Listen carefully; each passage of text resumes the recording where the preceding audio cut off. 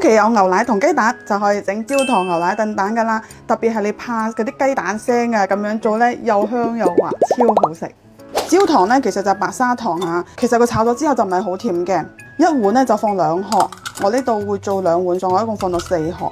整焦糖呢，就咁鋪平啲糖佢，唔好去炒，如果唔係容易反沙噶。用最細火俾佢融化就得噶啦。溶到最尾呢，我哋咁樣喐一喐佢，等佢均勻受熱。嗱，就係咁簡單，焦糖色就出嚟噶啦，特別香嘅。基本上融化晒呢就 OK 噶啦，千祈唔好炒過濃，如果唔係又會苦噶喎。咁依家就可以將啲牛奶倒落去，煮成一個焦糖牛奶。開翻個中細火，將底下呢啲焦糖煮溶呢，咁就得噶啦。再將呢兜焦糖牛奶攤到溫溫地啦。再同個雞蛋混合，如果唔係會造成蛋花㗎。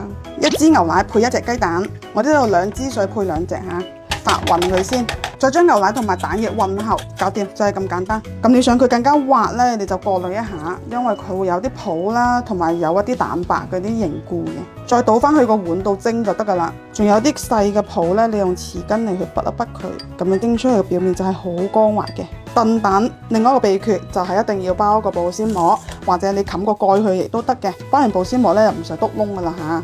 水滾落鑊，用個中大火蒸佢10分鐘，跟住再關火焗多佢5分鐘就搞掂噶啦。噔噔噔噔，搞掂晒！哇，滑捋捋啊！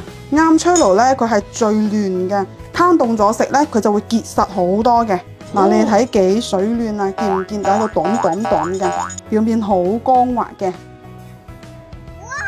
你哋睇中間啲氣泡都冇㗎，好香，一啲蛋腥味都冇。跟住喵媽嘅方法同埋配比，你哋都可以做到咁靚仔嘅焦糖燉蛋㗎。比紅糖做嘅焦糖燉蛋，我覺得仲加好食。我也因為捨不得吃啊。好好吃，我們這個白桃龍啊。